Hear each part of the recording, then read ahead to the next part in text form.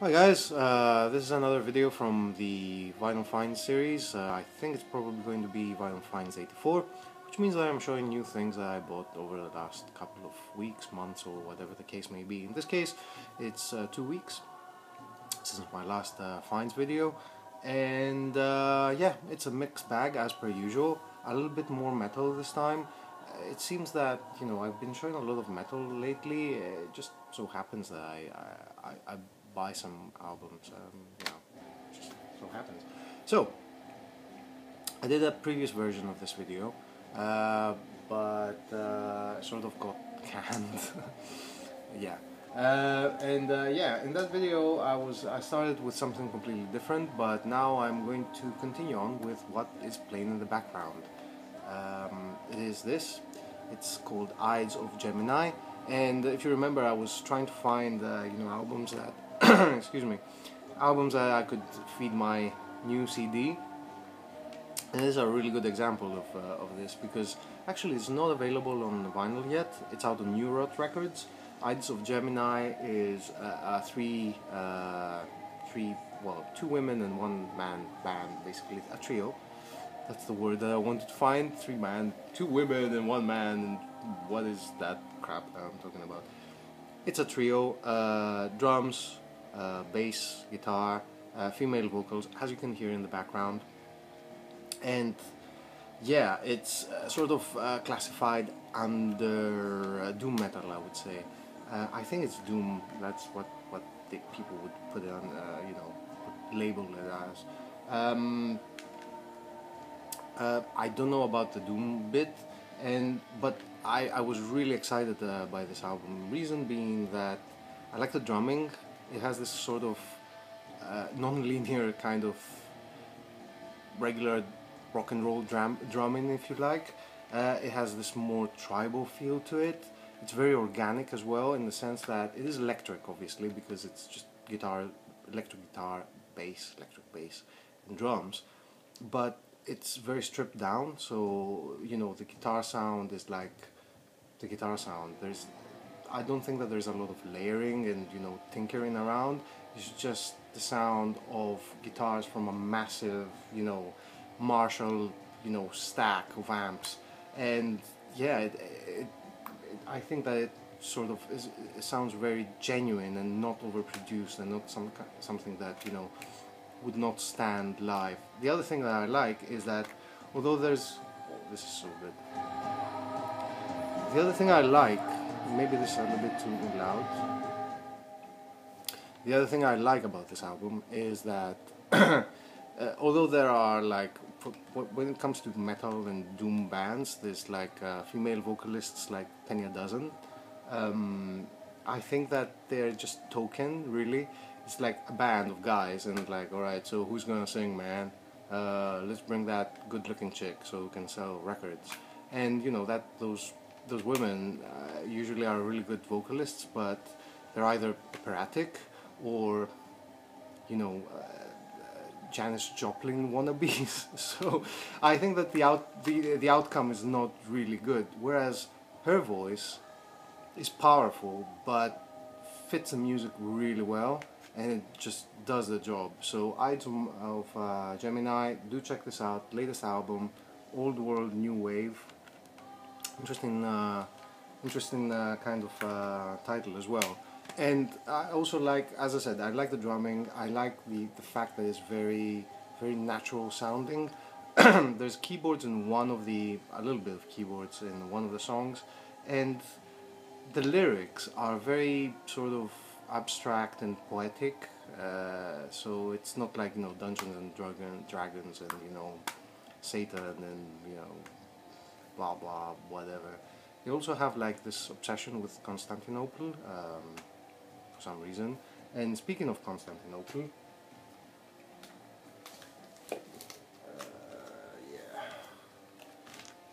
because one of their songs here, which is really good as well, it's a really good album and you should check it out, it's May 22, 1453, which was the fall of Constantinople. Not Constantinople, it's Istanbul, not Constantinople. And this is the other previous album, Ides of Gemini, Constantinople, out on SIG, I don't know, records. I think they're German. This is a limited edition, 300 copies. Yeah, it's equally good, but available on vinyl, so I got it on vinyl. Probably this will be released on vinyl as well. Check these guys out if you're into heavy music, hard rock, doom metal, metal in general. Highly recommended, highly recommended. Change of pace here. This is what I was playing previously. Yeah, you know this. There's no need for introduction. The Anders Ahlen unit. Anders from Stockholm. This is his band. He plays guitar. There's trumpet, alto, soprano, saxophone, bass, and drums. And it is, you know, I'll be honest with you. I've listened to it on online, and I wasn't 100% convinced. I wanted to support Anders, so I got it, and not hopefully, but thankfully, I did change my mind, because I was like, do I like it? I don't know, because it's the kind of music that, you know, somebody that actually knows about music makes. So yeah, it's not the kind of music that will be, you know, will strike you immediately and like, wow, it's an unbelievable thing. It needs listening to, and I have listened to this and I have enjoyed it. My preference is still on side 2, because there's more guitar parts, and I do like that, like those more than the other ones, which is just me. And yeah, it starts off with a little bit of Ornette Coleman kind of thing to it, and then, you know, it's just very varied, and it's very good. It's very good. I mean, I don't have to say anything else. Do check it out for yourself. Good work, Anders. I mean, you know, I would recommend your album to other people, and yeah, that's it. I don't have much to say about it, other than do check it out. It's worth your time. Yeah. Now, don't need to say much about this one. It's Caribou, Our Lives, Our Love, what? Our Love. Yeah, latest album just came out like a couple of weeks ago. Caribou do a very electronic album, almost dancey in a way. Yeah, I saw it on the shelves. I couldn't resist. I was like, yeah, well, you know, I'll get it, and if I don't like it, I just flip it, really. It is a keeper. I haven't listened to it as much as I would like to, because I've been listening to what's playing in the background, you know, and other things that I will be showing a little bit later on. And yeah, so you pretty much are aware of this release, and you know, do check it out. On the same day that I went to the record shop, that is Rough Trade East, which is my favorite record shop, by the way, here in London. Unfortunately, I don't have a lot of favorite record shops in this town, which is sad, but that's what happens. So yeah, I went there and I got the Caribou, and I also saw this one. I didn't want to buy it. I was on, you know, sort of iffy. Should I not? Blah, blah. I saw it, I held it in my hands, and I was like, yes, I need to buy it. And again, you know, if it isn't any good, I just sell it. I mean, you know, I'll take a hit, you know, lose a few quid or whatever, and just sell it. I mean, you know, it's really good. People have said that, you know, Time to Die is like a continuation of Black Mass, which was not as exciting as their previous output, like Dope Throne or Come My Fanatics or all these other albums. To be honest, I like Black Mass, and hence I like this one as well. Dope Throne is a little bit too heavy for me. To my mind, if you're going to be using, like, you know, very heavy vocals and all that, it should be with, you know, in the background of buzzsaw guitars, rather than doom and like really, you know, heavy Black Sabbath inspired sounds. So I think this works really well for me, in a sense that it is very dense and very psychedelic in parts. So yeah, it's really good. Check it out. You don't need to say a lot about it. Couple of other albums. Again, staying on the heavy kind of side of things, but in a different direction completely. First up is ambient electronic, but with roots in what is heavy music really. So Out on Editions Migo came out in 2012. This album, this is KTL, KTL 5, and KTL are these two guys, so Stephen O'Malley and I can't remember the other guy's name, and they play this kind of electronic drone music. Very heavy drone, very electronic, very ambient. It is very funny because I think the album sort of explains the music very well. So think of his O'Malley's work on Sun, where he has this sort of heavy guitar drone happening that is just, you know, ripping your speakers apart, but you know, suppress it to very quiet levels, and yeah, and put in electronic ambience as well on top of it, and sprinkle it with electronic tinkering, and you get a very an ambient album effectively. It's very good, excellent. Do check it out. And I think that, you know, this is what happens with, yeah, that's where the cover comes in. It's like it's an upside cross. Previous releases from KTL were like proper heavy drone metal, but this is like ambient. It is a side project that was created to make music for a play, I think, something about death of children, if I remember correctly, but they continued on, and this is fantastic. I mean, you know, Editions Migo don't release crap really, so yeah, do check it out. I wanted to buy it, but I couldn't find it. Got, you know, sold out, and just found it one day on you know, I remembered it, and I was like, oh, let me see, can I find it? And I did, and sure enough, I ordered it. Next up, a band whose name is probably the coolest ever. It's don't see the name here, but this is the cover, and this is the name, Pharaoh Overlord. I mean, how cool is this? This is like the coolest band name in the world, I think, my opinion. I've shown another album from of theirs. I have a few of their albums on CD because that's where they came out originally. This has been released on CD, but it has also had a vinyl version as well. Came out in 2012, I would like to think, or maybe 11.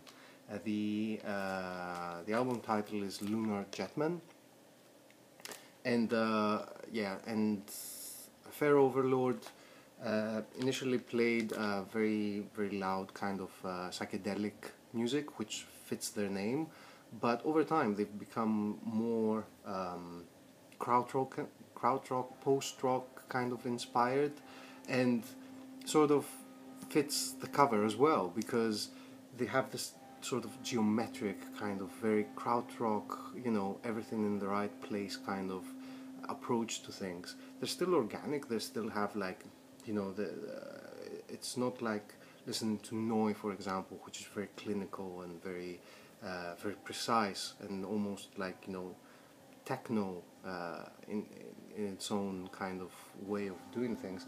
But yeah, it's really good, excellent album. I've discovered this by looking at some year-end best of lists a couple of years ago. You know, I don't know, 2012 maybe, or 2013, who remembers now. And I downloaded the MP3s. I really liked the album, but I couldn't actually find the vinyl. So yeah,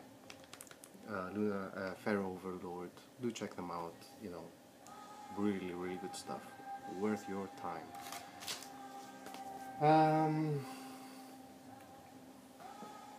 Yes. no need for introduction. Iron Maiden, the box set. You get the first 3 albums and you get the box, and then you can fill it out with the rest of the albums. Came out from between 1980 and 1988. It's been shown to death. I will not talk about this too much. I will say that it represents, to me at least, good value because it is A, black vinyl, B, it's remastered from the original tapes, C, bad points is, one of the bad points are that, you know, the vinyl is not 100% flat, which they could have done it. I don't know why they didn't. It's just really a shame. It's not too bad. I can live with it. And final point is that, yes, I know that Iron Maiden is, to a lot of people, well, to my mind, when I was listening to it when I was 14 on tape, because I never actually bought the albums, that's why I'm buying this now. Iron Maiden were heavy metal. It was like, you know, that was the band that represented heavy metal. And I liked everything after the first 2 albums, so from the 3rd album onwards. But as I grew up, I have appreciated the first 2 albums, and the reason why I have is I think that it's a mix between hard rock of the time and it has a punk feel to it. I know that it's not punk because it's actually well played and there is some technical prowess that is put into the composition and playing the album and all that, but it is just full on, and it's you know, in your face, and it's good fun music. It's lad music, really, and the first 2 albums are amazing, and you know, I think that they deserve a spot in everyone's you know, music collection, at least the first 2. The rest of them, you know, after the Number of the Beast, yes, they become that staple Iron Maiden heavy metal sound that, you know, it's love it or hate it. But the first 2 albums, I think that there is room for people to appreciate. So that's just me. 17 minutes. Okay. They're making good way. I mean, you know, 20 minutes is alright, I guess, you know, for a video. Next up is a band that is quite interesting because I have 2 things to say about this band, because I was thinking about these guys the other day. I was listening to the album and thinking about them. So the band is this, is Zastur, and this is Telepathic with the Deceased. This is like either the 3rd or the 4th album that they released. This is like the first US press of this album. It's 500 copies. Do check it out. It's yeah, it's black metal, and it's one of the, well, it's not just black metal. It says here funeral black metal. So yeah, so this band represents 2 things for me. First of all, well, not represents 2 things. It represents one thing. I was introduced to this band by a friend of mine. He had a record shop back in 2003 or something like that, and it was at the time where up until then, to my mind, it was like, you know, heavy metal one side, and then everything else like, you know, indie and psychedelic rock and whatnot. And I always, in my mind, I don't know, I had it segregated, and I always thought that people would listen to these kinds of genres. They wouldn't go into heavy metal or, you know, that kind of thing. And I was in his shop and he was like, you know what, you need to check this split CD out, and it was Zastur and Nort. And I told him, like, hang on, dude, this is like death metal. I didn't use the black metal. Yeah, I didn't say black metal, I was like death metal, I don't know. You know, I wasn't following the genre really well back then. And, not that I do now, but yeah, you know what I mean.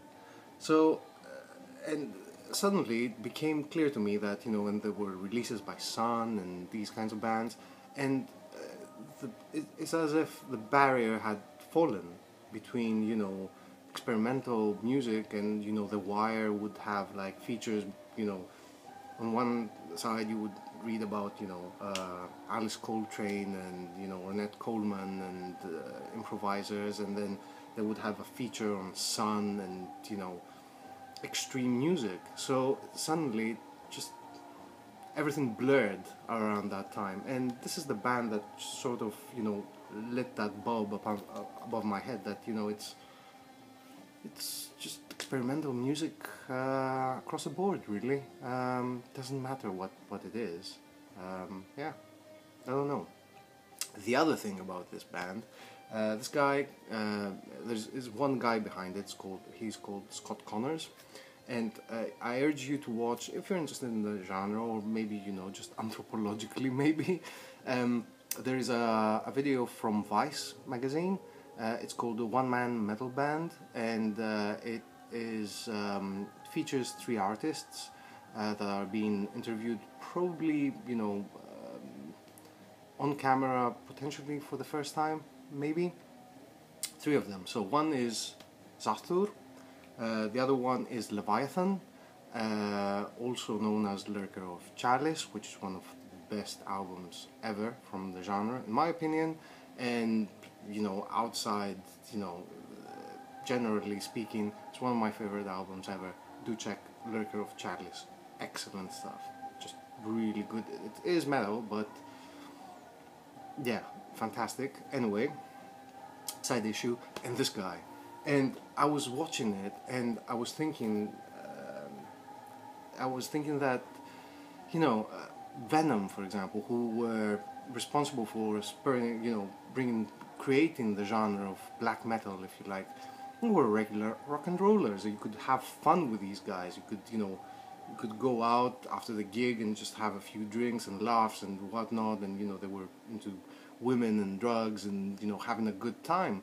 And, you know, other bands like, I don't know, Slayer, or, you know, whatever, they had, like, you know, this image of, like, Satan and whatnot, but they were regular people.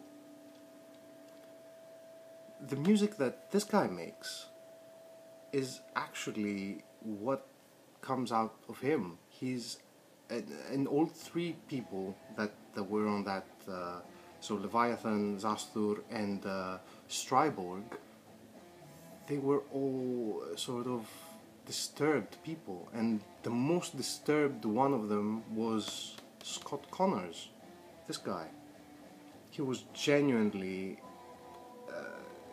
his feeling of alienation, and you know, and I don't know what was wrong with him, but yeah, he managed to transcribe this into this album and the other albums that he's done. Since like 2012, I think, he killed the Zastur project, and he's doing. He changed on to become Nocturnal Poisoning. One of the interesting things in that documentary was that he was into Boston. He liked. This is the kind of music that he really liked, and yeah, it's just bizarre. And the kind of music he's playing now is, think of Earth, but with a bluegrass thing to it. Yeah, it's quite interesting. So yeah, it's 23 minutes. That's all I had to say about the albums that I bought. I'm expecting the package sometime next end of the month, so next week, or, you know, the week after. So probably won't be doing a vinyl finds video, but, you know, maybe an hour spinning or something like that, because, you know, I just want to keep the momentum and, you know, keep in touch, really. So yeah, like the video if you liked it, dislike it if you disliked it, interact, you know, subscribe, unsubscribe, you know, it's a free world, and I will be seeing you around.